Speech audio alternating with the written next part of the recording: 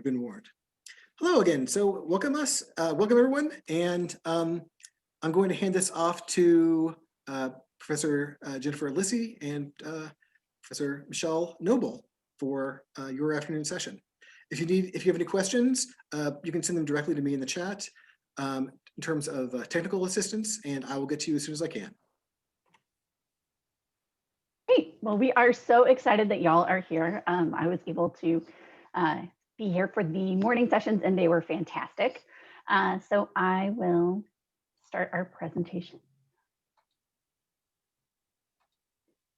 All right. So I am Jennifer Garrette Lisy. I am a visiting assistant professor at Ohio Wesleyan University, and I am our literacy education person. And Michele, you want to introduce yourself? Definitely. Hi, I'm Michele Nobel, and I'm an assistant professor. My background is special ed. So we want to share with y'all the tools that we have started using this year, or maybe used in innovative ways, and how we've changed how we've used them and how we're going to continue to use some of them going forward, even post-pandemic. So we are also techie folks. So there is, I will share the link, which I just, don't mind me, I'll fix that. And I lost our presentation. Sorry, y'all. We're super techie and I completely crashed everything. But I will share a link to our presentation in the comments. Do you need me to pull the screen back up? I think I am ready. There we go. Okay. See, so techie. Anyway, also I'll put the link in the comments. And we have a QR code if you are a QR code fan. So the link has a PDF version of the PowerPoint, and then it has or the presentation, and it has all live links so that you can click through, because we have a lot of examples from our classrooms to share with y'all.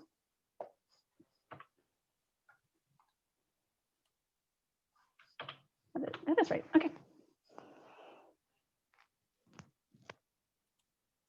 So, Michele, you have this one, right? Sorry. Yeah, I can go.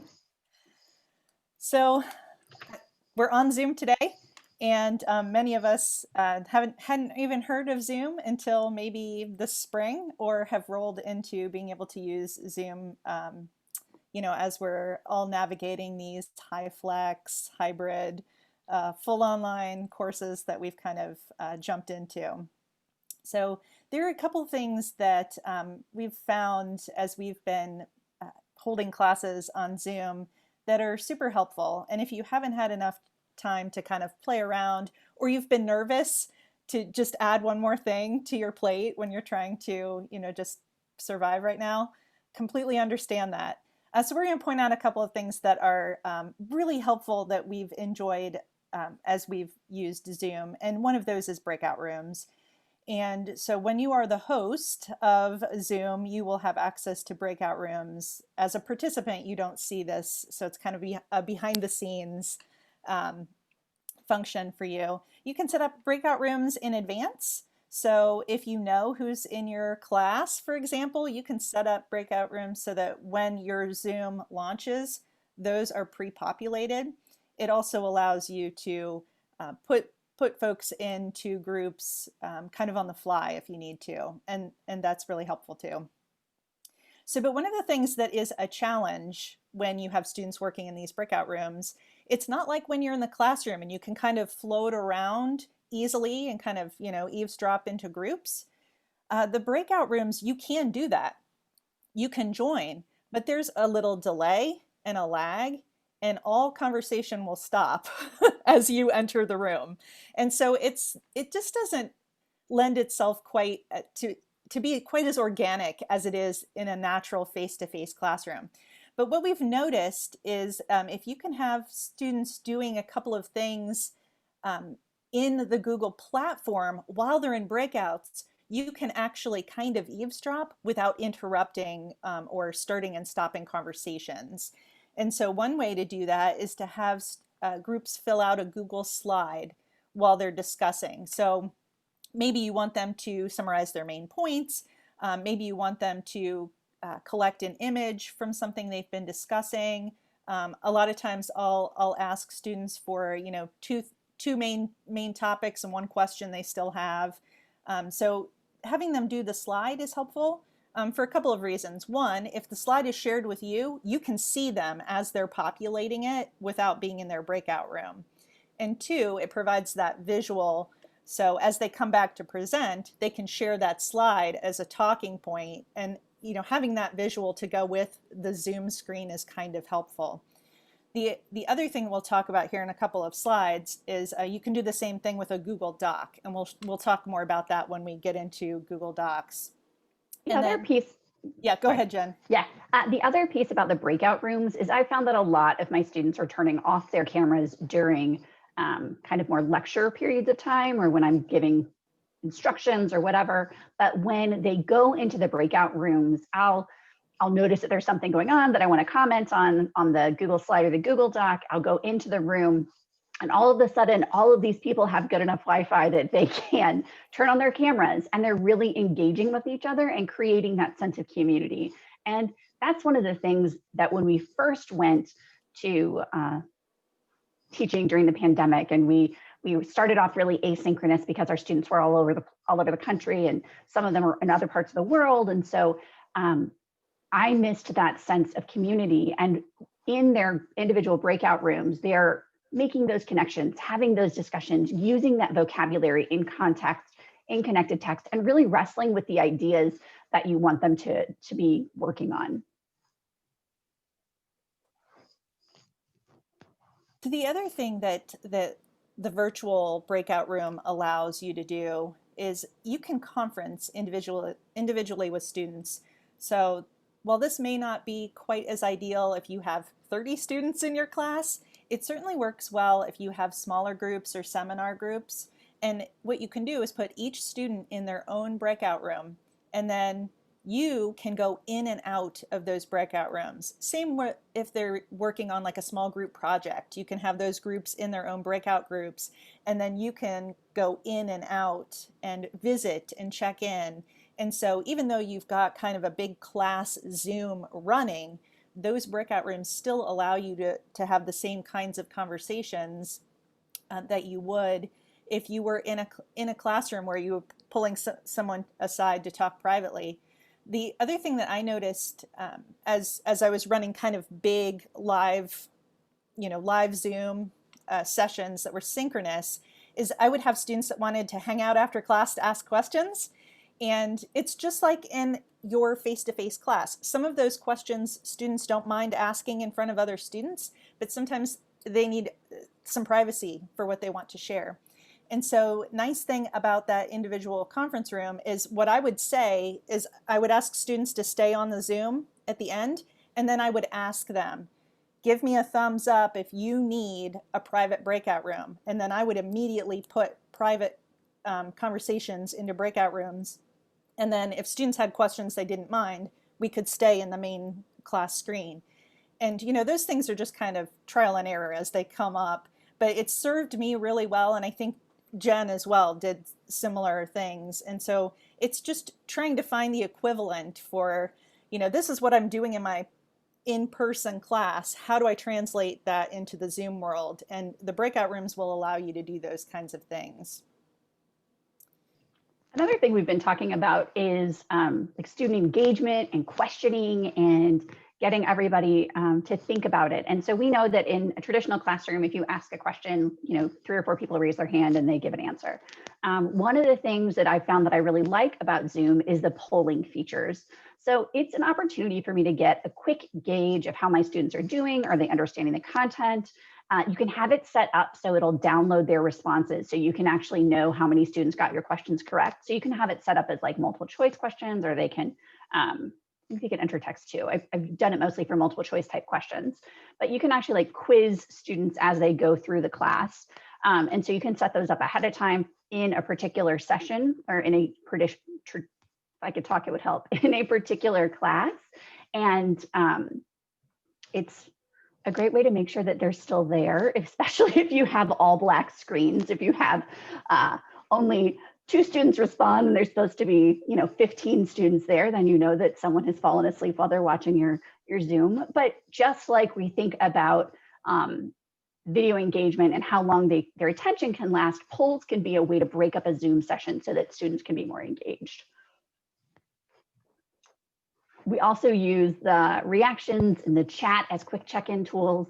So if you're presenting about a topic and you want students to take a minute to reflect instead of, doing a handwritten reflection, they can type it in the Zoom chat, and then you can download those logs at the end of class and review those, or you can just make sure that they're on track as you go. So the other thing that's really nice about Zoom and some of the other platforms that you can use is the automatic cloud recording. And so Ohio Wesleyan actually is starting here in a couple of weeks. We've pushed our semester. So just this week, I set up all of my Zooms for all of my classes. And one of the features of Zoom is this automatic recording. I have mine automatic to the cloud, but you can also automatic and have it download to your desktop.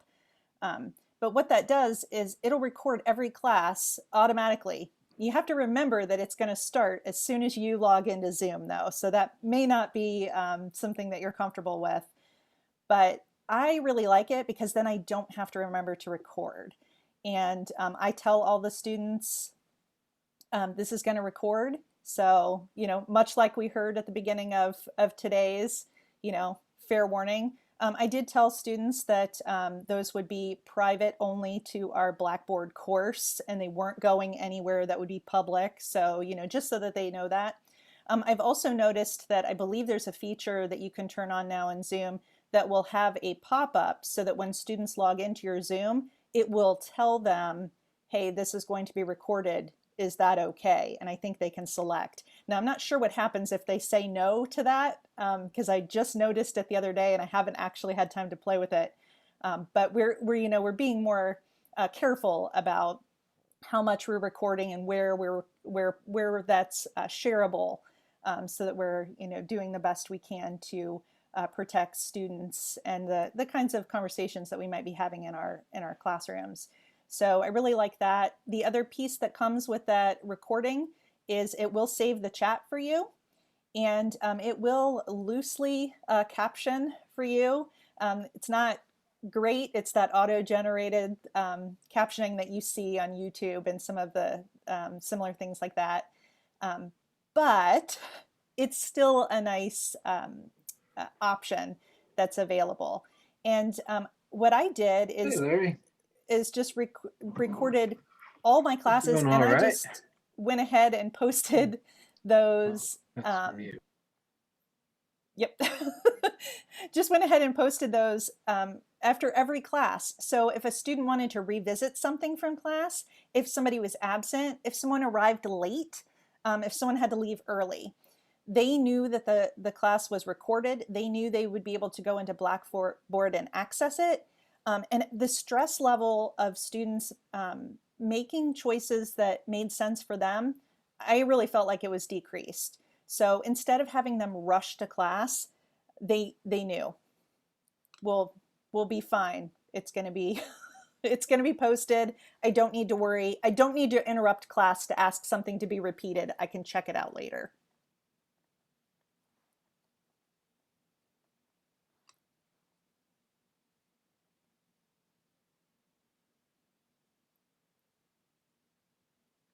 Is it letting me unmute?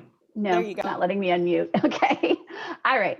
So one thing that Michele and I talked about early on in the semester was trying to figure out how to capture and monitor that discussion information and the video breakout rooms and all of those things. And so Michele actually began by creating these fantastic Google Docs. And so we've got a couple examples of those we'll walk you through. And then I've got an example from my content area literacy class, which if you were on my session this morning, you've seen, but it'll be prettier now because it's the afternoon. So I will open up, let's see what happens to my sharing now. Give me 2 seconds.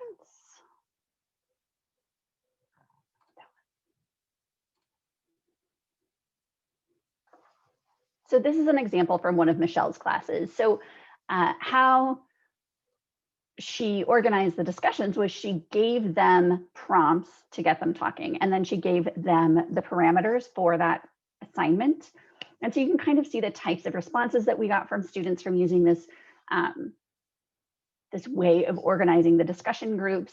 One of the things, like we discussed a few minutes ago, was that if they're getting off track, if they're not understanding, instead of finding out, you know, when you have your whole group discussion 30 minutes into the discussion, you can jump in as soon as you see that they're not understanding what's going on. Particularly with my younger, they're, you know, sophomores, but my sophomores were trying to learn phonics, and it was all new concepts and ideas. And so they were way more likely to have no clue what they were talking about. Probably because they failed to do the readings, but having that immediate ability to jump in, make changes, even pause the groups or send out a group message to everybody and say, hey, make sure that you pay attention. Going forward, this is one of those things that it keeps a live document for all of your students to be able to refer back to. So we had this as a record of our discussion that day. They could see what other groups were talking about. They could compare what their thinking was to what somebody else's thinking was. And it also, if you kept them over the course of the semester, it would show growth in their learning and thinking. And again, we saw way more students that were participating in deeper ways than they would have if you just had a regular, you know, called on a few kids and a few students in class. Let me grab the other version. There we go. I want you on the bottom. Okay.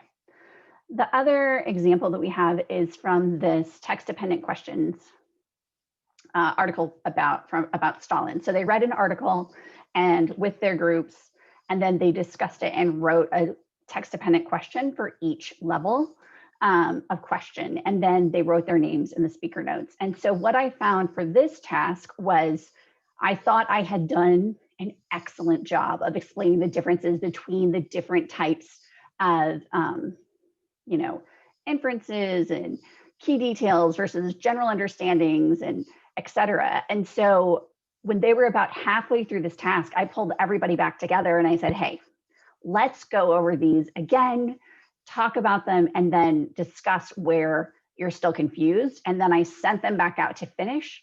So that's the kind of reteaching I wasn't able to do before we had like before I figured out to use the Google Slides or the Google Doc, the shared document, so I could see.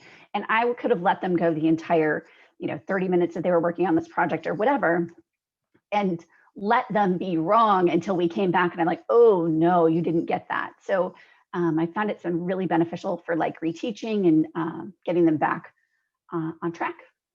Michele, do you have anything to add about that? No, I don't think so. I think that's a good summary. One thing that I actually forgot to say when we were on our first slide, you'll see on the bottom of every slide, there's a need help getting started link.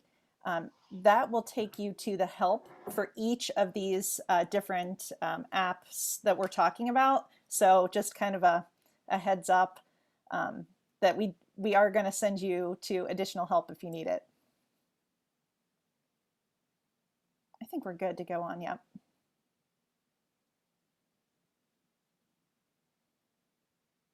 You're muted again, Jen.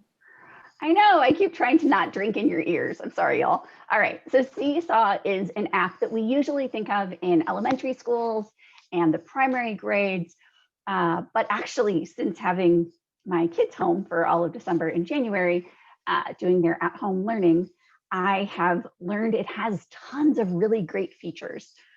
So I'm going to walk you through really quick how to kind of go through and create a class and all of that, and show you what types of activities you can do. So one of the places that I've used this is in place of like a regular like worksheet type of activity that we would do in class, just kind of a quick check-in type activity to make sure that they were understanding the content, to be more interesting than just taking notes, etc.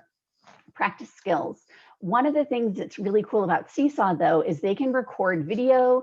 They can record while they're in the app. So if you're doing a voice recording, but you're manipulating things in the app, either drawing or writing or moving objects, your voice syncs with your drawing, writing objects so that you can have a visual record of what they were doing. So if you had students that were demonstrating their understanding of solving some kind of problem, they could literally write on the screen or type on the screen how to solve the problem and verbally explain it while they go. So you could see their final product, see their product in process, and be able to see exactly what they were able to understand. So I've got my link right here. And it's super easy. Everything is in Google Docs and or linked to Google, so you can sign in with your .edu. Once you've created a class, it's super easy to create a class. You just say create new class, type in the name, pick a grade level. To invite your students, it's really easy. You just click on the Add Students tab. You can have them sign in with their Google account, etc. So this is one of the activities that I've used in my class. Now, part of the reason I use SeeSaw is because I teach people that will be elementary majors, but another reason is that it's a fun tool and just another way to engage. It is also designed so you can use it across platforms. So you can use it on tablets, you can use it on a phone, you can use it on a computer, whatever your technology your student has access to, they can use it to engage.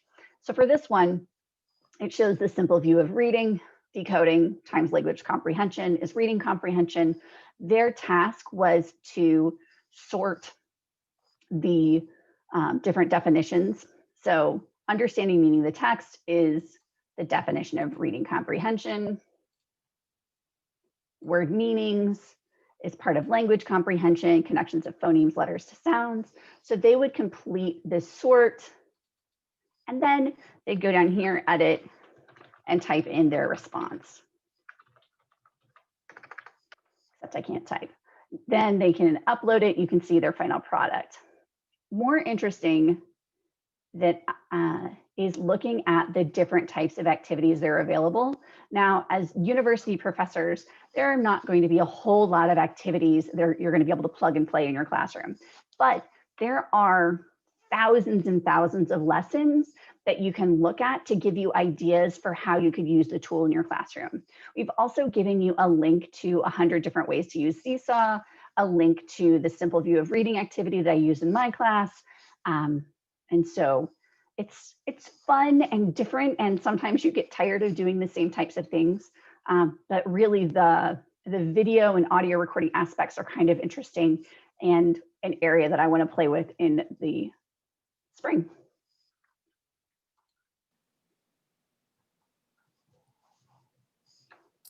All right, so I'm going to talk to you a little bit about an app called Flipgrid. And this might be my favorite app that I've come across in a long time. Really versatile, super fun. And I'm actually talking more about Flipgrid tomorrow. So shameless plug for the 9 a.m. panel tomorrow. I'll be sharing a little bit more about Flipgrid there. But here's the overview, right? So it's a free app, and as educators, you can open a free account. I have a link here that will take you to the page for you to open up an account. And then much like SeeSaw, where you just saw Jen create a class, you'll create a group and then topics within the group. So it really functions as a more integrated visual discussion board. So, you know, a lot of us kind of default to the discussion threads in whatever LMS we're using. So Canvas, Blackboard, right? And they're so boring. They're tedious. And when you say to students, you have to make one original post and, you know, 2 substantive replies, everyone's just groaning. I don't even want to grade that, right? So Flipgrid gives you an opportunity to use something that's more like a Snapchat, has video capability, and it's much more, has a fun feel, but you're still getting that same content that you would in a discussion thread online. So you create your class or your group, you create the topics within, and then you share it and students can connect. And I have a link here to a quick tour for you. I think it's just going to take you to a YouTube video, Jen. So if you want just kind of a quick, like, here's what Flipgrid can do for you, that link will take you there. And I can probably screen share and show you what it looks like as well. So I'll let you. Okay, cool. I just want to make sure I can do it.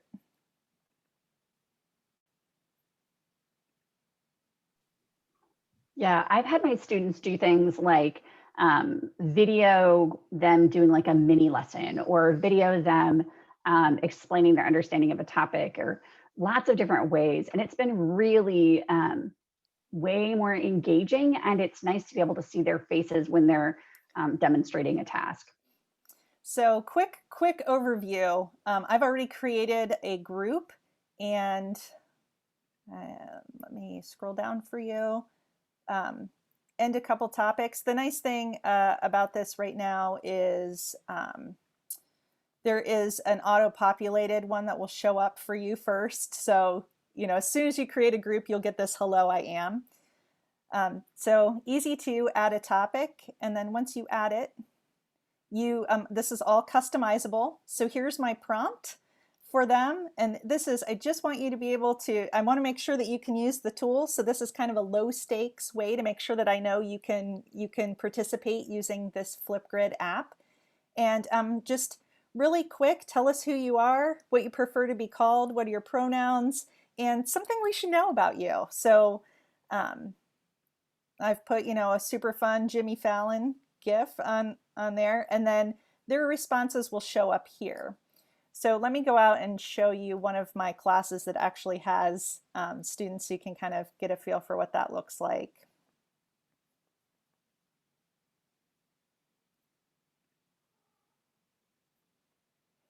So topics,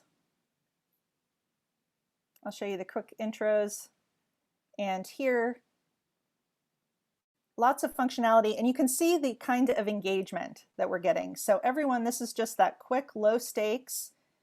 I actually hide the views from the students, so they don't know how many times they've been viewed.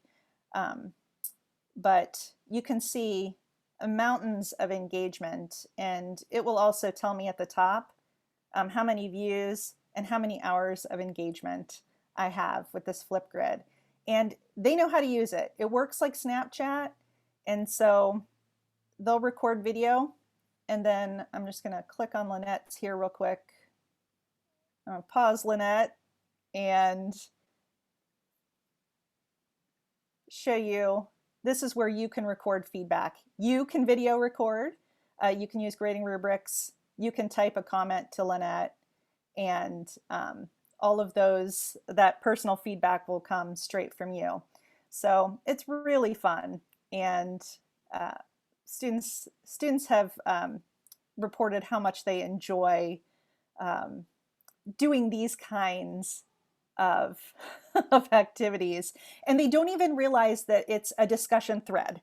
So when I say things like, make sure that you view a couple of your colleagues in class, and you know what, leave some response. I've stopped saying watch this many and make this many posts, because I've found that I actually limit the discussion. If I just say, make sure that you view some of your colleagues and leave your colleagues some feedback, they spend a lot more time. So it's been really, really fun to watch that. Jen, do you want to get this? You want to share slides again for me? Thank you. So it's just a really nice replacement. I've used it not just for discussions. I've done my student presentations this way. There's a max of 10 minutes. So, but I can do as short as 15 seconds. So I have a lot of range to kind of target those responses a little bit too. And I find that, it's just so much easier to do those things in advance. And then when students come to either Zoom or the in-person class, we're just discussing because they've already done all of that work in advance. And so it's really nice. The other thing that I really like about this is I was really nervous about how I would be able to build community when I have students that are completely asynchronous remote, and I have, hybrid. I have students that are always in person, and I was nervous about how I would make those things work. And the Flipgrid allowed me to kind of bridge that gap and build community within that platform. So it's just been a godsend, and it's just so fun. If you use Snapchat, Flipgrid has stickers. It has Post-it notes that you can stick on. It has filters. It's all kinds of really fun stuff. And so the students really get a lot of engagement from it. So I've got just a list of benefits there for you. I think with our time today, obviously, we've talked about quite a few of those, and you can check those out on your own. But I really find that it's just super fun. So I think, Jen, go to the next Flipgrid slide. I think we're cool to look on. So a couple of just hints if you're going to get started. Number one, play with it yourself. I have it on my phone so that I can engage with it both through my desktop and as the app, which I really like. Have them do a low stakes one first. An introduction is great. A good one for us in teacher education is tell us why you're interested in being a teacher. That's a good 1 minute, elevator speech for them. There are public and private options, which I'll talk about tomorrow. There are ways for them to just have private Flipgrids to you. And just a quick thing that I'll say about that, I used that a lot in the spring to check on students' mental health. This is a private Flipgrid to me. Tell me how you're doing. So, just shout out for that. There are some built-in accessibility features. So I really like that there's an immersive reader. So everywhere that they have text, it can be read to them just with a click of a button, which is nice. And it does some closed captioning, although it's auto-generated, so not great. Make sure you leave those topics open long enough for them to reply. I stopped end dating mine. Originally, I was like, I want to control this, right? I don't want them to, get overwhelmed and see all of these topics. They would go back sometimes weeks because they learned something new and they remembered something that they'd seen weeks before in a Flipgrid, and they would go and make posts. So, I would encourage you to just leave them open and just let them play. It was super fun. So, and a lot of the other logistics, I'm going to talk about a little bit tomorrow too. And also, I have video for all of tomorrow. So if you can't log in at 9 o'clock to that 9 o'clock panel where I'm going to share more, let me know and I'll share that with you, and you'll have all the links to all the how-to videos. I really like that you can limit it, because I found that some of our students have a lot to say and they have a hard time editing it down to be like a reasonable amount to demonstrate understanding. And so putting it on a 3-minute time limit or a 5-minute time limit makes them be more concise. I know that I have students that then have to record multiple times, but I feel like, number one, it saves me time. And the other magic of Flipgrid is you can watch them faster. So you can watch them at like 1.5 or 1.2. I'm feeling very good when I can watch them at 1.5, because all of the ums kind of disappear at 1.5 and they speak at a reasonable rate. So grading, scoring type tips definitely speed up the speed when you're reviewing them. So we're going to talk about Edpuzzle. So I've got a video embedded here so you can go and check it out. But what I'll do is I'll just walk you through Edpuzzle. What we know is Edpuzzle is a tool that you can use to embed questions in videos. Now, these can be videos that you have created, like mini lectures that you want to put online, so you can flip your course and have them engage with the lecture before they come to class, and then in class they're doing activities. But we know that after 8 to 9 minutes, engagement drops dramatically. And so if you can stop and have your students reflect, engage, question, think, do anything, you break that 8 to 9 minute cycle. So I will see, let's see. So for Flipgrid, you can, okay.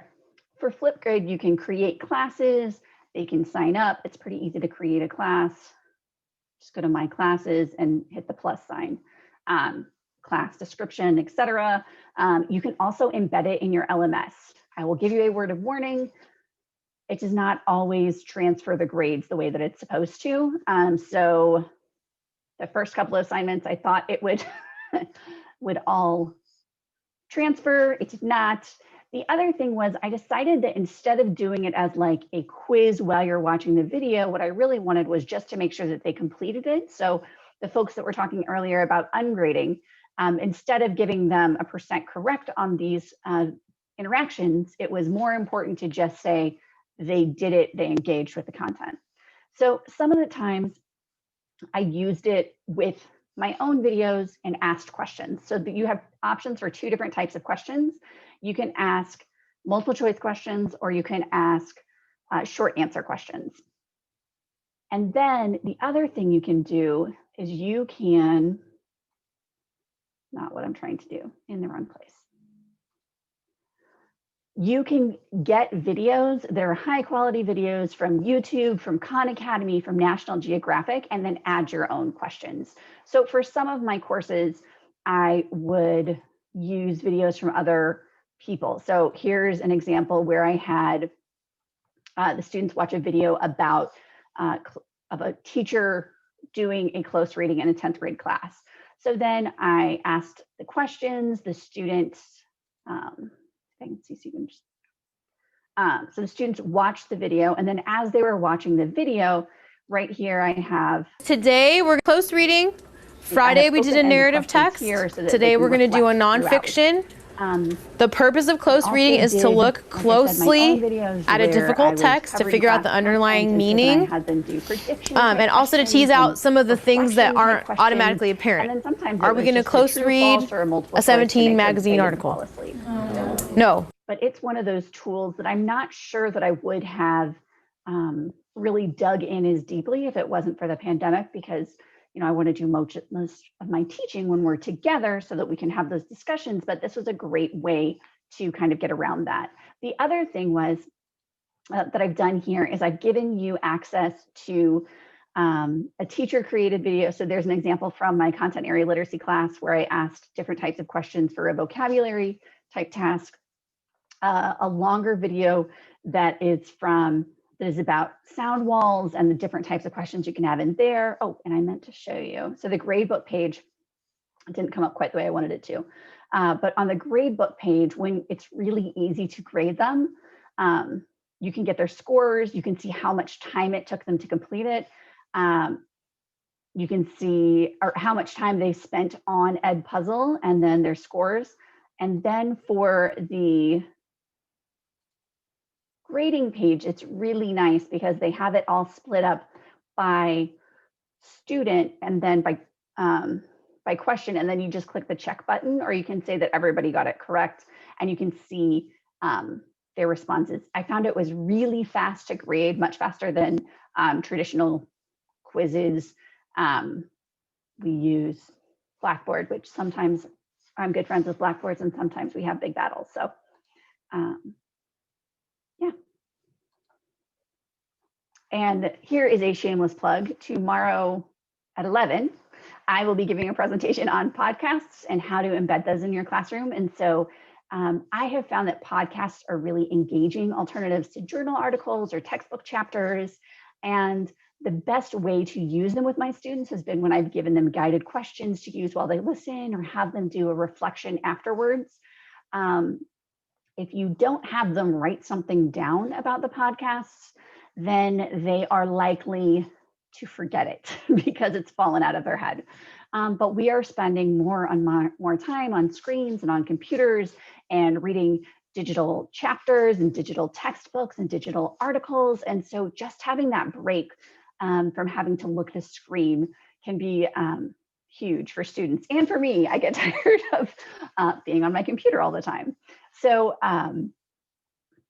I've got links to a response form from one of the podcasts that my students listen to. And then I also have a link to a blog post that I made with my favorite podcasts and some ideas about how you can use them in your classroom. And like I said, tomorrow I'll be talking a lot more about this.